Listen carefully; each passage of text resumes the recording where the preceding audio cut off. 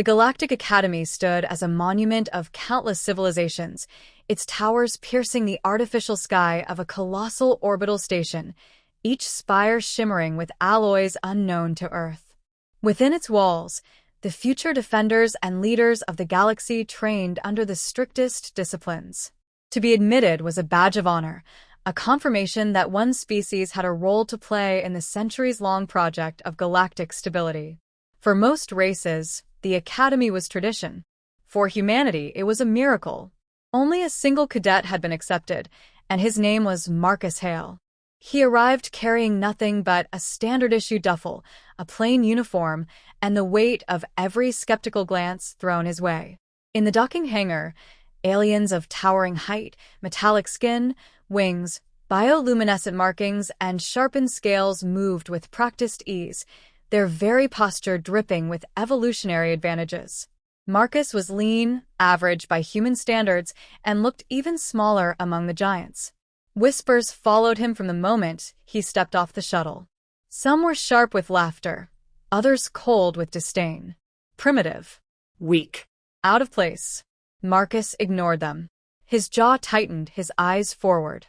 The Academy had accepted him, and that meant he had a chance. That was all he ever needed. Orientation was an endless barrage of protocols, language modules, combat doctrines, and cultural etiquette briefings. The alien cadets absorbed them with arrogance, some even snickering at how slowly Marcus navigated through the holographic controls. He fumbled with interfaces designed for appendages he didn't have, while others scrolled through layered tactical data with 3 eyes or manipulative tendrils. Marcus relied on trial and error. His mistakes became the first running joke of the cohort. He heard the laughter. He stored it away. The first week tested stamina. Gravity fields shifted daily to acclimate cadets to variable environments. Marcus, accustomed to Earth's steady pull, stumbled, collapsed, and crawled while insectoid cadets marched effortlessly, their multi-jointed limbs dancing across the metallic training floors. Reptilian warriors lifted triple their weight, roaring triumphantly, while Marcus strained just to stay upright. When he finally succeeded in jogging 2 full laps under triple gravity, his muscles screaming, his lungs on fire, no one clapped. Yet inside, he burned with something no gravity field could crush. He refused to stop. The first real trial came in the form of a simulated battlefield. Cadets were sorted into randomized squads and dropped into a holographic combat arena. The goal was simple: eliminate the opposing team using non-lethal energy weapons and tactics. Marcus was placed with 3 alien cadets who made their disapproval obvious. Their leader, a tall crystalline being whose body refracted light into blinding sparks, told him outright, "Stay out of the way, human. Do not drag us down." When the exercise began, Marcus followed orders, at least at first. His squad advanced aggressively, their powers overwhelming. The crystalline leader shattered barriers with sonic pulses. A winged avian cadet struck from the air, and Marcus stayed behind cover, trying to study the layout of the arena. It wasn't pride that made him move. It was instinct. He saw patterns the others missed, the choke points, the blind angles. When the opposing squad flanked with cloaking tech, Marcus had already anticipated it. He moved, exposed himself to fire, and redirected his squad just in time. They barely noticed him, but the instructors did. His squad won. The others congratulated themselves and ignored the human. Marcus said nothing, but his fists were clenched behind his back, not in anger, but in determination. He knew he had seen what they hadn't. His brain worked differently. That was his weapon. Days turned into weeks. The Academy broke cadets with brutal schedules, combat drills at dawn, strategy lectures by midday, survival simulations at night. Marcus lagged in almost every physical measure. He was bruised more often than not, his uniform perpetually stained with blood or sweat. His knuckles split open from striking practice dummies hardened beyond human tolerance. Instructors barked at him. Aliens jeered, yet he kept standing. Pain tolerance became his silent advantage. While others quit at the first fracture, Marcus simply bound his wounds and returned the next day. The whispers shifted. No longer just laughter, but disbelief. He should have dropped out by now. Why didn't he? Some thought him too stubborn to realize he was beaten. Others began to sense something more dangerous, an unyielding will that could not be broken. It was during the endurance gauntlet that Marcus faced his first public humiliation. The gauntlet simulated planetary conditions with blistering heat, toxic wind, and low oxygen. Cadets ran the course for time. Marcus lagged far behind. His lungs burned, his vision blurred, and he stumbled more than once. At the final stretch, Zerath appeared. Zerath was everything Marcus wasn't. Tall, broad, covered in reptilian scales with natural bioarmor, his claws tipped with metal reinforcement. The Academy had hailed him as the pinnacle of cadet potential. He was fast, lethal, and terrifyingly disciplined. Zerath had finished the gauntlet effortlessly, and rather than leaving the arena, he waited. When Marcus crawled to the final checkpoint, Zerath blocked him. The crowd of cadets circled, eager for entertainment. Zerath didn't strike immediately. He mocked. This is the human? This is the Academy's experiment? Look at him. He can barely breathe. Marcus staggered to his feet, blood dripping from a split lip. He said nothing. He just raised his fists. The fight was over before it began. Zerath struck like lightning, a single blow sending Marcus sprawling. He coughed blood onto the training floor. The cadets roared with laughter. Zerath sneered and turned to leave. But Marcus got up. Slowly, painfully, he pushed himself to his feet. His body screamed to stay down, but he refused. He raised his fists again. Zerath struck him down a second time, harder. The crowd howled. Again, Marcus rose. His eyes swollen shut, his legs trembling, yet he stood. Zerath snarled, genuinely annoyed now. Stay down, human. You're nothing. Marcus spat blood and smiled faintly through the pain. His voice was hoarse but steady. Then why are you still hitting me? For a moment, silence. Zerath's nostrils flared, but he didn't strike again. He turned away, disgusted. Marcus collapsed, unconscious, but the image burned into every witness, a human too stubborn to quit, too defiant to be broken. That night, in the medical wing, Marcus lay battered, every muscle screaming. Alone, staring at the sterile ceiling, he clenched his fists beneath the sheets. He whispered to himself, a vow etched in blood and pain.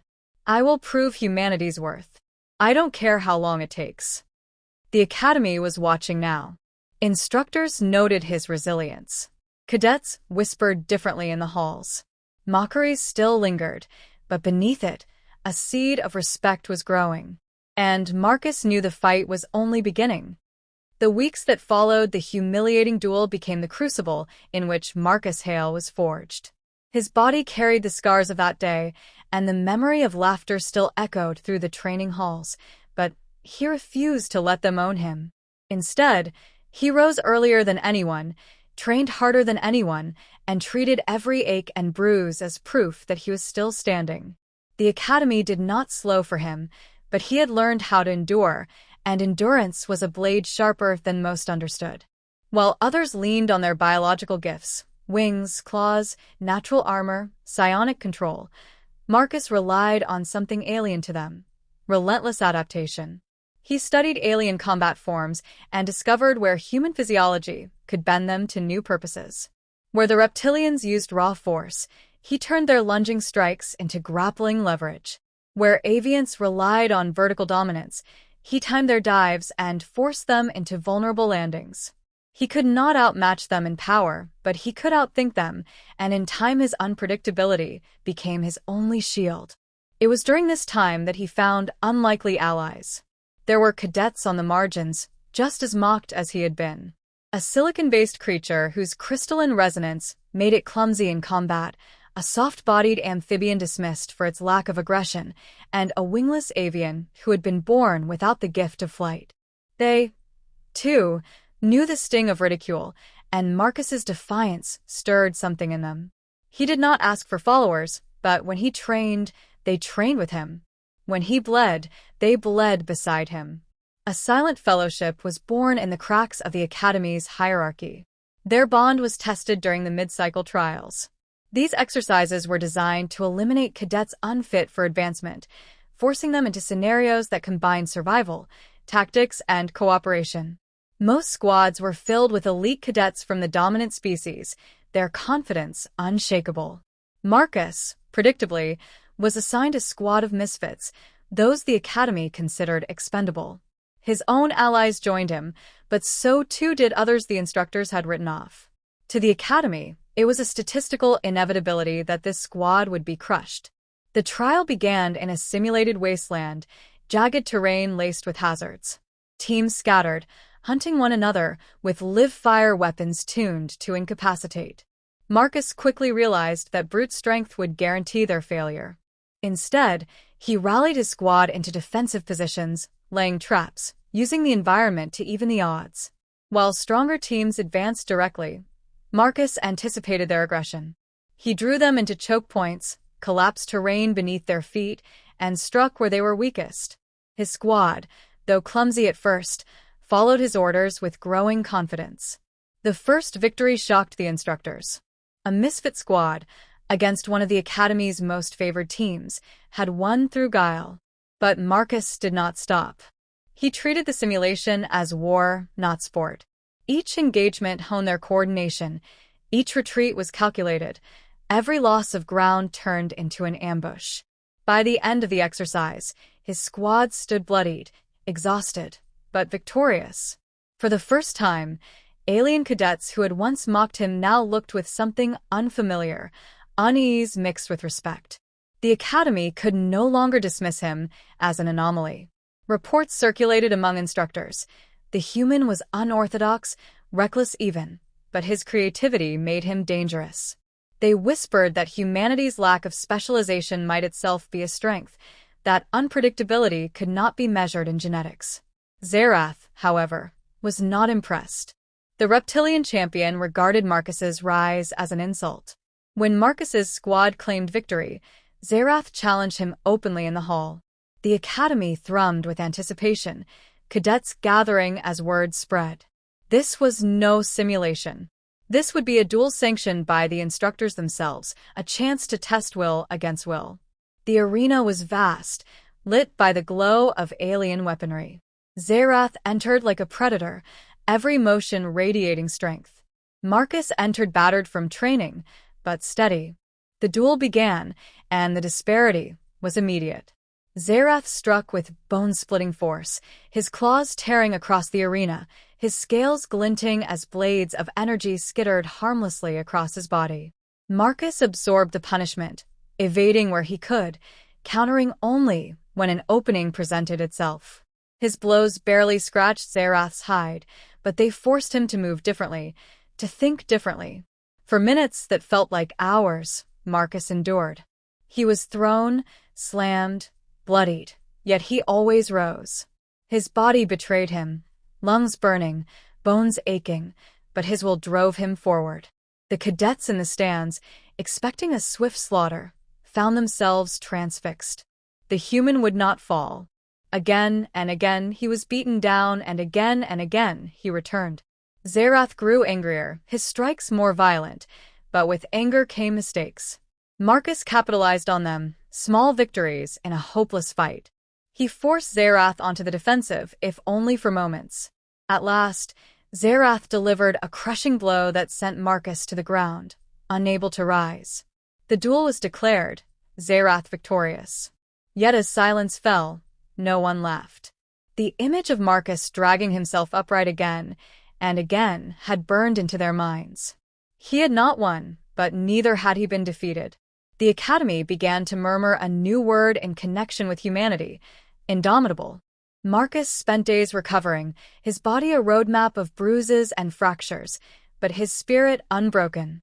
Even Zerath, though he did not say it, had felt something in that duel.